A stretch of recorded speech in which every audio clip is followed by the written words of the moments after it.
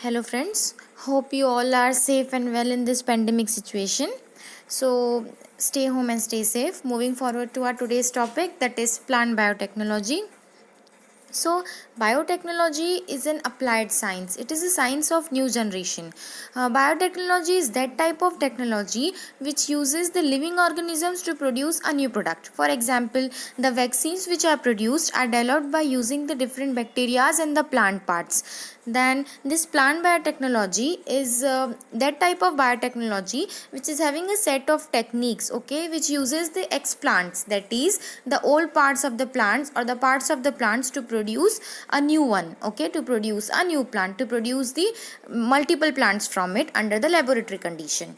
Now this plant biotechnology is that field which applies the technology on life, means in plants. Now the basic concept of this plant biotechnology is founded on the principles of cellular totipotency and the genetic transformation, okay, which can be traced back to the cell theory. In my previous video already I have told you about the cell theory. You can see it from there. The cellular totipotency means it is the ability or the inherent capacity of a cell to develop into an entire plant, okay. The genetic transformation here, it means that the transformation at the level of the at the gene level.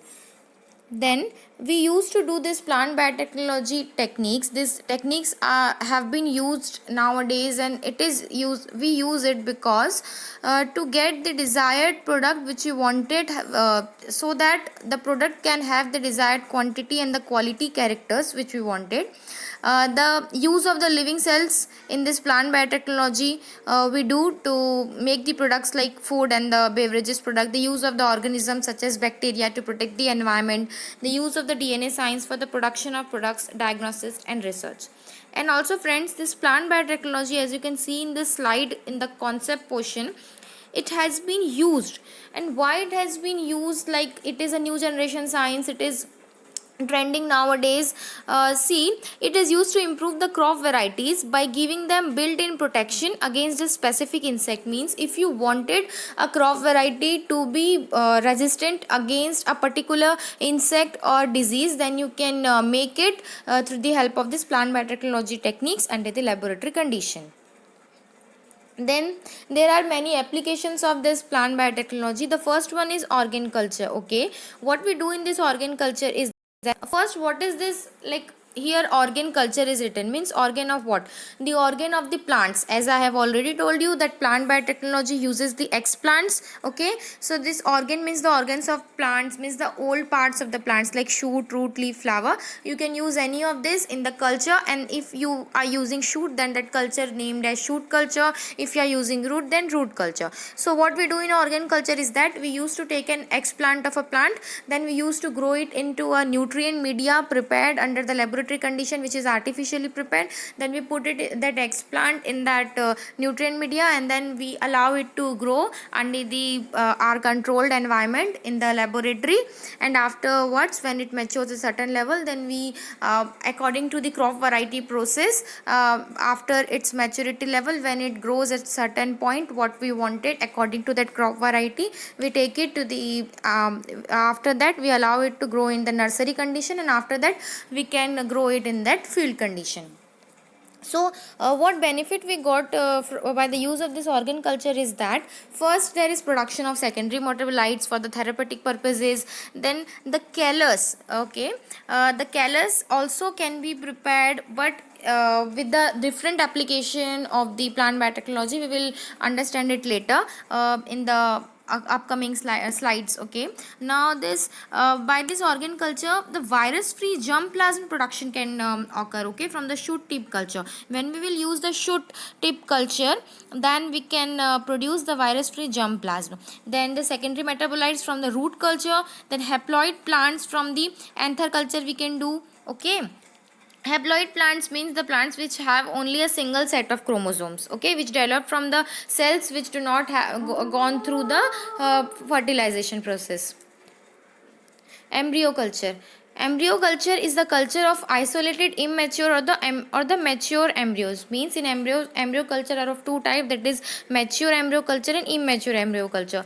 In this embryo culture, what we do is, here is the excision of the embryos regardless of the age, size and development occur from this natural environment and growing them under the artificial environmental condition. Means here what we do is we collect the mature embryos from the field, and then we can place it in any nutrient medium which we have prepared under the laboratory condition, which is artificially prepared of course, and then we have to wait for its establishment in that nutrient medium. Then the growth period will occur, then the roots will come, and after that, after keeping them in a sterilized soil condition, sterilized means which is bacteria free, okay, the condition, and then after keeping it in a proper humidity and temperature as required, we can transfer that plantlets which grown in that condition, which we allow them to grow in the polythene bags under nursery conditions.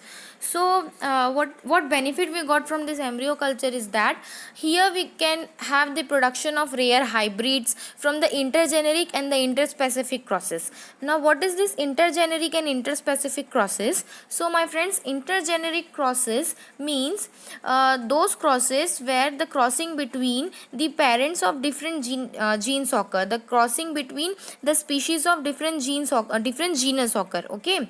Then in what are interspecific crosses? So this interspecific crosses is what in which there is crossing between two species from the same genus, okay. Then see, there is the third application is cell suspension culture. Now this cell suspension culture, which is also called as plant cell culture, what we do in this is that when callus is placed into a liquid medium, okay, means usually the same composition as the solid medium used for the cell culture, the liquid medium having the nutrient which we have prepared artificially and then agitated, then what we will see after some time, okay, when we place that callus by doing all the process in that nutrient liquid medium, what we see that the suspension of single cells or the cell clumps used to occur there, it gathers there, okay, we can see there that cell clumps are formed there inside that medium, okay. So like what is this like here the cell culture as we have got, then cell clumps we can see, so those are the masses of the cell which we can see, okay. And this cell suspension culture, what benefit we get from this is that the production of secondary metabolites we can get, then plant propagation purpose we can do this for that also, to understand the biosynthesis pathway of any plant cell, and for the mutation selection studies we can use this. Then then callus culture. This now callus culture means, callus means an unorganized mass of cell, okay, unorganized growing mass of cell.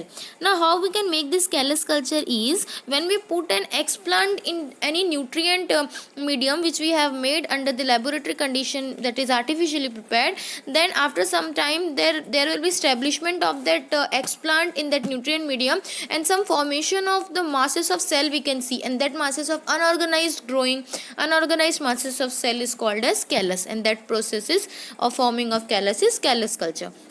Now what benefit we can get from this callus culture means, what is the use of it is that to produce the secondary metabolites for the this callus a good source of the genetic variability, therefore it is used in the cytogenetic study.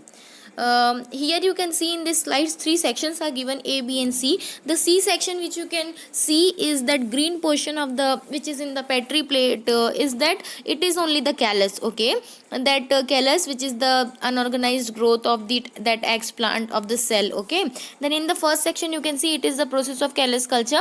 It is a nutrient medium where that green portion small one you can see is the explant. Then after some time establishment of explant will be there, then callus growth will occur, then after growing period the shoot will come, after some time the roots will come, and then you can do it spotting, the same as go with the liquid culture, and then it is, I have told you that it is callus. So thank you friends. If you have any queries about this topic, you can ask me in the comment section below. Which topic would you like to understand, please tell me in that comment section. So stay tuned. Bye.